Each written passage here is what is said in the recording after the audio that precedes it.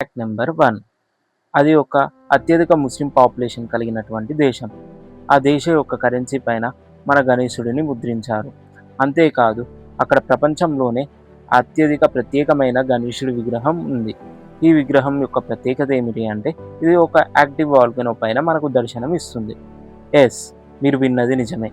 ఈ విగ్రహం వచ్చేసి ఇండోనేషియాలోని మౌంట్ బ్రోమో అనే యాక్టివ్ వాల్కనో పైన ఉంది.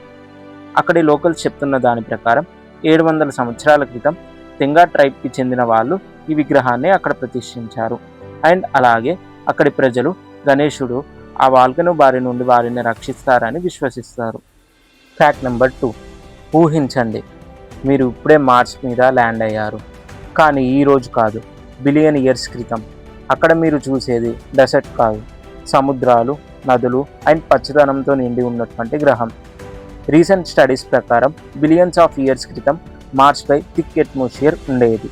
దానివల్ల గ్రహంపై నీరు లిక్విడ్ ఫామ్లో ఉండేది అండ్ ఆల్సో గ్రీనరీని కలిగి ఉండేది. నాసా కనుగొన్న ఎవిడెన్స్ ప్రకారం మార్స్పై డ్రై అయిపోయిన నదిరేఖలు, polar ice caps and water వల్ల ఫామ్ అయ్యే మెటీరియల్స్ కనిపించాయి. కానీ ఒక పర్టికులర్ పీరియడ్ ఆఫ్ టైంలో మార్స్ తన మ్యాగ్నెటిక్ ఫీల్డ్ని కోల్పోయింది.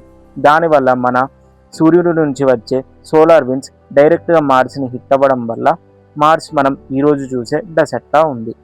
అంటే ఒకప్పుడు మార్స్ పైన లైఫ్ ఉండి ఉంటుందా? మీరేమనుకుంటున్నారు? Fact number 3. ప్రపంచంలోనే అతిపెద్ద నైల్ రివర్ గురించి మీకు తెలిసిందే, కానీ ప్రపంచంలోనే అతి చిన్న రివర్ గురించి మీకు తెలుసా? దీని పేరు వచ్చి రోయ్ రివర్. ఇది యుఎస్ఏలోని మోంటానాలో ఉంది.